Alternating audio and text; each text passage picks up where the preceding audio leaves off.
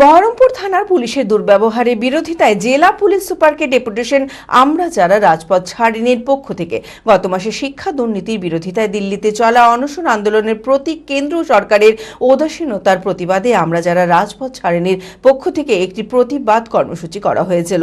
অভিযোগ, সেই শান্তিপূর্ণ মানববন্ধন ও স্বাক্ষর গ্রহণ কর্মসূচিতে বহরমপুর থানার পুলিশ বাধা দেয় ও অত্যন্ত দুর্ব্যবহার করে। তাদের সদস্যদের থানায় নিয়ে গিয়ে মারধর করা হয় বলে অভিযোগ। এরই প্রতিবাদে সোমবার মিছিল করে গিয়ে জেলা পুলিশ সুপারকে ডেপুটেশন জমা করেন আমরা যারা রাজপথ ছাড়েনির সদস্যরা।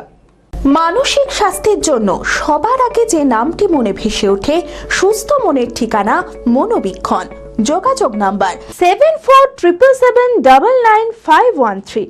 আমরা দিল্লিতে যে অনশন আন্দোলন চলছিল শিক্ষা দুর্নীতির বিরোধিতায়, সেই অনশন আন্দোলনের প্রতি কেন্দ্রীয় সরকারের ঔদাসীন্য নির্লিপ্ত থেকে যাওয়া 18 দিন পার হয়ে যাওয়ার পরেও, এর জন্য আমরা একটা কর্মসূচি নিয়েছিলাম।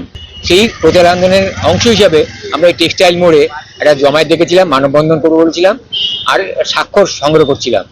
পুলিশ হঠাৎ এসে সন্ধ্যে 6টা নাগাদ এসে, তখন জনপাতে ছিলাম আমরা, এসে বললো না আপনারা থাকতে পারবেন না। কেন? উপরের নির্দেশ। উপরের নির্দেশ কি জন্য? তারপরে দেখান জিজ্ঞেস করে বলে আপনাদের অনুমতি আছে। আমরা অনুমতি চাইনি, আমরা আপনাদের সহযোগিতা চেয়েছিলাম। বলে আমরা সহযোগিতা করবো না। সহযোগিতা করবেন না, আপনি আপনার কাজ করুন, আমরা আমাদের কাজ করি, আপনাকে সহযোগিতা করতে হবে, যদি না করেন করবেন না। তবে না, আপনারা করতে পারবেন না, অনুমতি নাই। তাহলে আপনাকে অনুমতি নির্দেশ আছে, লিখিত নির্দেশ দেখান, সেটা দেখাতে পারবেন না।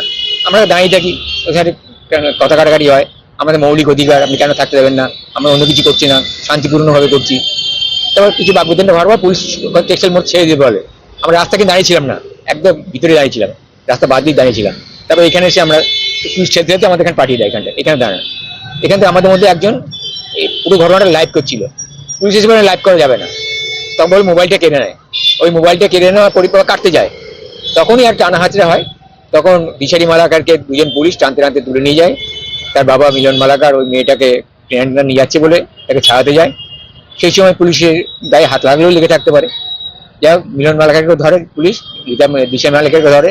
বিকাশ শাহ একটু গরম করে কথা বলেছি, মেজাজ দিয়ে কথা বলেছিল বলে বিকাশ শাহকে ধরে। আর মুসা কারিম বলে একটা ছেলে, সে কিছুই না, আমার সাথে যুক্তও ছিল না, সেখানে ঝামেলা হচ্ছিল বলে ভিডিও করছিল অপরাধ, তাকেও চলে থানায় তুলে নিয়ে গিয়ে, থানায় যখন তোলে গাড়িতে বসি এসপি আমি মিলন মালাকার আমার গাল দুটো টিপে ধরে, তো বলে ছাল ছাড়িয়ে নেবো, এই কথাগুলো বলে। মুসা কারিমকে থানায় নিয়ে গিয়ে এসপি মানে আইসি সন্দীপ সেন নিজেই মেরেছে আমার মেয়ে দিশারিকে।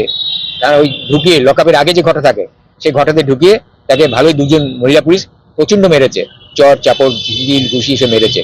আহত হয়েছিল।